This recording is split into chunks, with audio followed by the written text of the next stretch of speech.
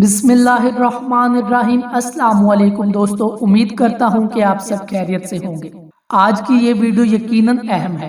کہ اس ویڈیو میں ہم آپ کو ان تصدیقی واقعات کے بارے میں بتانے جا رہے ہیں جو کہ اب قرولوس سیریز میں دکھائے جانے ہیں، اور انہی حالات میں پیدا ہونے والی سنسنی ایک اور قسط جاری کر دی ہے جس کا آغاز کچھ اور انداز میں ہوا کہ آگے چلتے چلتے یہ قسط اپنے انداز ہی بدلتی گئی۔ اس سے پہلے ہم ویڈیو میں آگے بڑھیں، ہمارا چینل لازمی سبسکرائب کریں تاکہ آنے والی مزید ویڈیوز کا نوٹیفیکیشن آپ کو ملتا رہے۔ ناظرین کرام، کیونکہ نئی قسط کا آغاز کنیا سے ہوتا ہے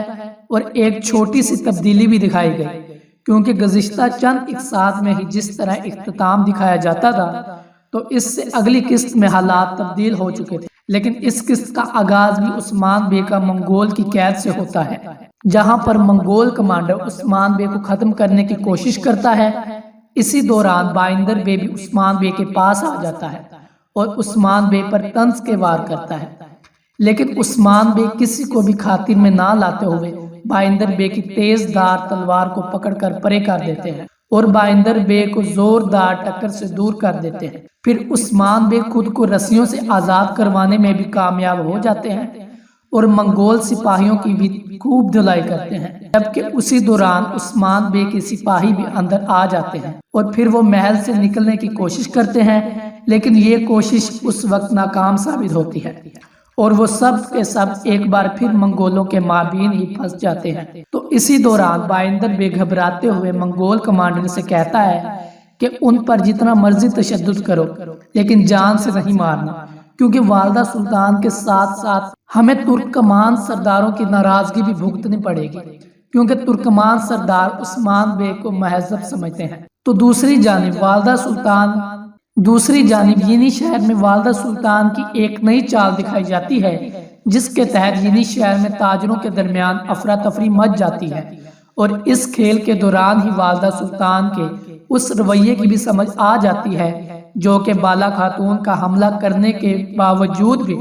سلطانہ انہیں معاف کر دیتی ہے، بلکہ اسے سوگوت میں دعوت پر بھی بلا لیا۔ خیر، ایک طرف عثمان بے اپنے ساتھیوں کے ہمراہ منگولوں کے چنگل میں پھنس جاتے ہیں، جہاں بھیم سمیت ان کے جانبازوں پر خوب تشدد کیا جاتا ہے، تو دوسری جانب علاء الدین بے نصرت فتح کے ساتھ راستوں سے ہوتے ہوئے سلطان علاء الدین کے پاس پہنچ جاتے ہیں، جہاں ابتدا میں تو وزیران کا راستہ روک لیتا ہے، تاہم نصرت فتح کے ہوتے سلطان تک پہنچنے کا راستہ کھول دیا جاتا ہے۔ پھر یہاں نئے سلجوقی سلطان کی پہلی جھلک دکھائی جاتی ہے، جو کہ غداروں کے ساتھ گھیرے میں دکھائی دیتا ہے۔ تو پھر علاء الدین بڑے ادب سے سلطان کو عثمان بے کے بتائے راز بتاتا ہے، تاہم راز بتانے کے لیے سب کو محل سے باہر بھیجنے کی درخواست کی جاتی ہے، جس پر پہلے تو سلطان حیران ہوتے ہیں، لیکن بعد میں علاء الدین کی درخواست پر سب کو باہر بھیج دیا جاتا ہے، اور اس کے بعد علاء الدین کے اس منصوبے کا بھی آغاز ہوتا ہے جس میں عثمان بے انہیں تاکید کی تھی۔ یہاں علاء الدین کے ساتھ بات کرتے ہوئے ایک اور راز بھی فاش ہو جاتا ہے جو کہ سلطان مسعود اور سلطان علاء الدین کے بارے میں ہوتا ہے۔ حقیقت میں سلطان علاء الدین سلطان مسعود کے بھائی کا بیٹا تھا، چونکہ سلطان علاء الدین نے ماضی میں بھی عثمان بے کا ساتھ دیا تھا، تو انہی وجہ سے منگول سلطان سے ناراض ہو گئے تھے، تو پھر ان کی وجہ سے سلطان علاء الدین کو تخت پر بٹھانے کی سازش کی گئی تھی۔ اب عثمان بے کا فرزند اپنی بات کا آغاز کرتا ہے اور سلطان کو کہتا ہے کہ وہ سازشوں میں گھرے ہوئے ہیں، اور وہ کردار جنہوں نے سلطان مسعود کو تخت سے اتارا تھا وہی انہیں اب واپس لانے کی بھی منصوبہ بندی کر رہے ہیں۔ یہ بات سن کر سلطان علاء الدین کے بعد غصے میں آتا ہے اور بھیم کے بیٹے کو سختی سے کہتا ہے کہ سلطان مسعود کو میں نے ہی تخت سے اتارا تھا۔ تو اس بات پر علاء الدین کہتے ہیں کہ یہ سب منگولوں نے کہا